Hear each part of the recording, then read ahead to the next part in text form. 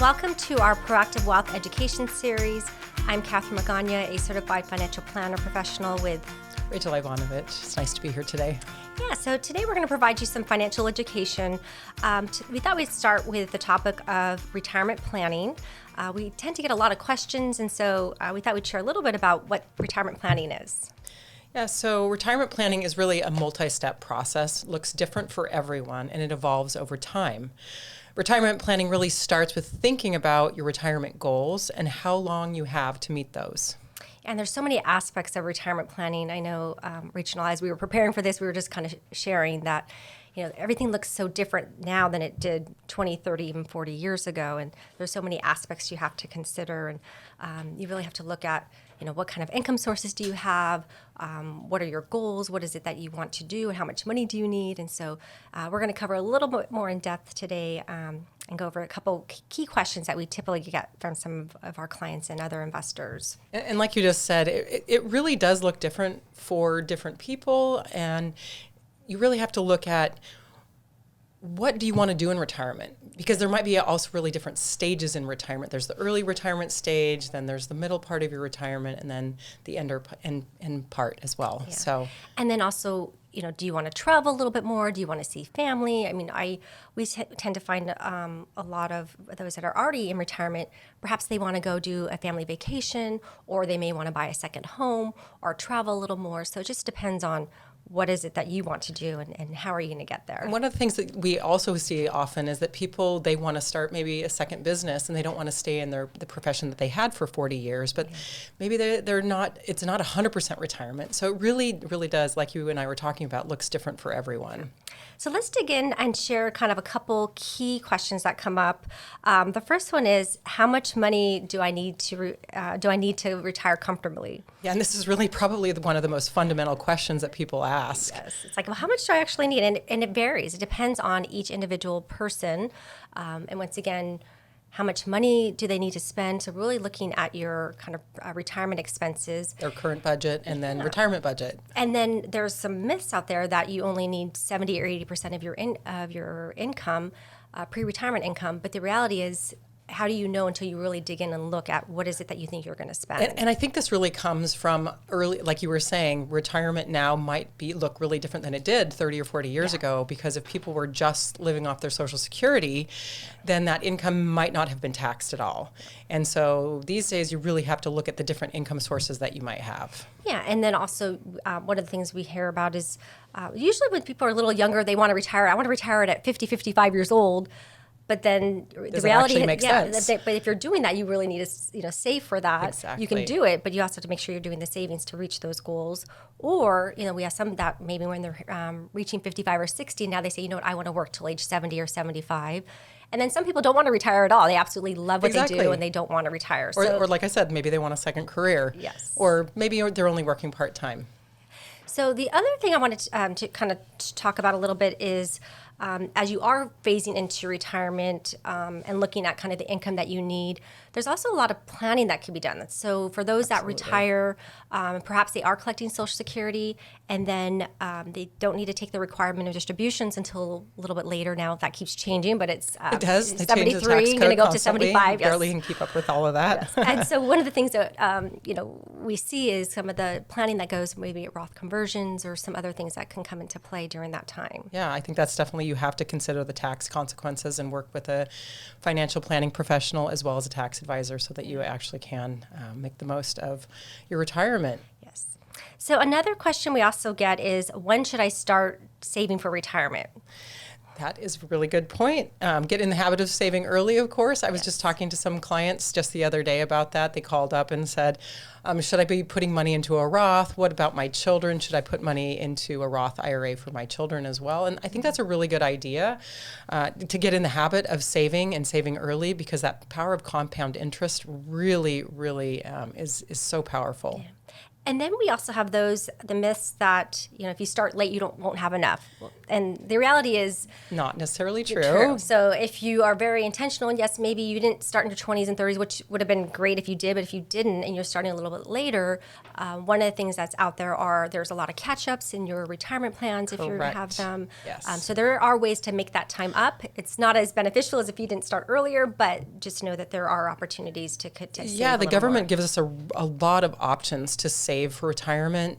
There are a lot of different vehicles. I mentioned the Roth IRA, which is a very powerful vehicle, but the traditional IRAs out there are a lot of qualified plans such as 401ks, 403b plans, and they do have, like Catherine, like you mentioned, the catch-up contribution, so that you really can sock away a lot of money as you're gearing up towards that retirement phase of your career.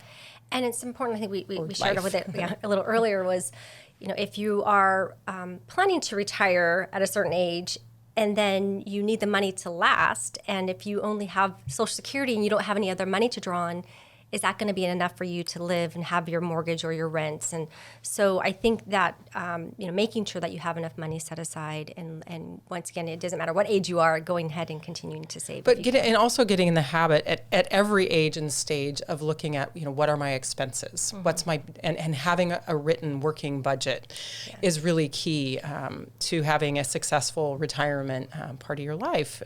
Because if you're not looking at where your money is going, it just goes where it wants to go. And it's interesting you say a budget, but lifestyle, or how are you living? Correct, what are your expenses? And it's interesting. It's all ages. I mean, I've met with people. They were 70, 80 years old, and we're revisiting what are their expenses. Exactly. Because the reality is, things once change. again, yes, and we do factor in inflation, and cost of things go up and change. Inflation is it's so key. You have to grow your money, but you also have to be looking at, am I investing it wisely, and am I going to be keeping up with inflation so that my money will last? And then also, what are your priorities? I mean, if you have a lot of money, is your goal to leave money to your family or your grandkids or your kids, or is your goal to spend it all? I mean, you just have to also look at what are your like we were saying, it looks different for everyone. Yes. Okay, so another question that comes up is, what should I invest in for retirement? And so having an investment strategy is definitely important. What's the purpose of the money? And we kind of touched on it earlier is, if you are retiring early, people are living now to age 90, 95 years old, or even 100. So once again, if you're retiring at, 55 or 60 years old and you live to 90, you still need about 30 years of money. Or even if you're retiring at 70 and you live to 90, you need 20 years. So once again, it's how is your money invested? And how is your money working for you to get the income that you need? And so it's definitely important to make sure you have the different types of investment strategies. It could be stocks, bonds, real estate, any type of investment that's there. And it's really tailored specifically to each person because everybody has a different level of risk they're willing to take, a comfort level. But the reality is having a good mix and making sure you understand how your money works for you is important to have. And I definitely hear there's a myth sometimes that, I don't want to lose anything. But the reality is, if you're not invested and you have to have enough to grow, and you need enough keep up with inflation, and you have to have it last for you. So those are just a couple things. Well, one of the other things that I often will see is making sure that people are looking at their money in terms of taxation. Yes. And potentially, especially as you're moving into a phase of retirement, so for instance, all of a sudden you're going to go on to Social Security potentially. Yes. You're going to have Medicare premiums that you have to pay. And one of the things that I'm often seeing is that people aren't planning carefully for this, and they'll get themselves into a trap, because what happens is your Medicare premiums are set at a certain cost, let's just say, but if you don't plan and all of a sudden you have a spike in your income, you have something called an IRMA, which is it's an additional surcharge that you'll pay every month in addition to your monthly Medicare premiums. So you kind of have to look ahead 2 years, because that surcharge is based on tax returns that are 2 years earlier. So for instance, right now, 2022 tax returns were just filed. If we're looking ahead, they're going to be calculating that surcharge based on for 2024. So maybe you're looking at downsizing your home, and all of a sudden you're going to have this huge spike in your income because you bought your home for, I don't know, $100,000, now you're selling it for $1 million, that additional income is going to bump you into a higher tax bracket, which will then in turn cause you to have to pay this surcharge 2 years down the road. Yeah. So planning for that, there are some things that you can put in place, like qualified charitable distributions. Definitely want to be looking at, do I take some of that money, and maybe you're charitable at heart and you want to give that to your favorite charity. But you do need to be planning ahead, so you're planning things. Correct. So, what that charitable, qualified charitable distribution is for those that are taking required minimum distributions. Correct. Or some money out, and they can allocate some of that to charities. And they don't have to include it in their income. So that would help. And then also when we're talking about your investments and needing cash flow, where is the money coming from? Is it coming from your taxable investments? Is it coming from your qualified investments? Correct. And then once again, if they're taxable investments, what are the capital gains and losses? And once again, how does that all tie together? Yes, exactly. And then to the Medicare planning and all of that. So there's a lot of moving parts, but it all comes together. And that's, one of the reasons why having a retirement plan and financial plan in place and having, different systems in place to look at. Because it's not a one-size-fits-all. No, it's very unique, and everybody's a little different. But at the end of the day, it's also looking at... We all have different goals, too. Yeah.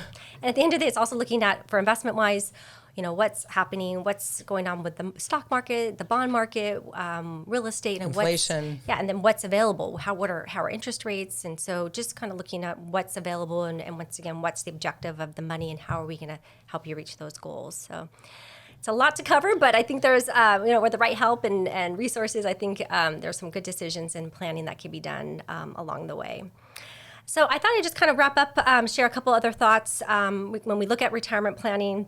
So really understanding kind of your time horizon, we kind of touched on a few times, is just, once again, if you want to retire early, that's great, but just make sure you have enough money to last. And determining what your retirement spending needs are. Yes, and that's really important. I think sometimes you're used to spending a certain way, but you have to really look at, okay, what are my spending patterns going to be later? And once again, is there more travel or less travel, or am I going to need in-home health care? Yes, and then more care later, and that comes with planning comes some long-term care needs that may happen Maybe later. you want to leave a legacy for your children or grandchildren. Yes, and so there's, and then also looking at kind of your risk tolerance. Because once again, the markets are going to fluctuate even when you're in retirement. Exactly. And, it seems like a lot of people, everybody wants all the upside and no downside. That's right. You want your money to last. Yes. So there's definitely some strategies and things we could look at and help. And then the last thing is really, looking at your estate and making sure that's in order and having a really good estate planning the tax attorney. consequences of that. Yeah, and making sure you're implementing, because absolutely, that's one thing we see is a lot of times if you have a trust, are all of your assets properly titled, or your investable assets, and do you have beneficiaries in place? And so there's a lot of things that are tied in overall. Have you considered the current tax consequences? Yes, and there's a lot of, and the taxes, they change all the time. They change, so absolutely. You have to review it. Yeah, it seems like there's always something new coming out and ways that you can adapt that to your overall plan. Well, great. Was there anything else you'd like to share at this time? Or I know we covered a lot. Well, we would love to meet you, and if we would, set up a complimentary strategy session, you can reach us at 760-692-5190. Great. Well, thank you everybody for joining us today, and we appreciate you learning. And knowledge is power, and for successful investing, never stop learning.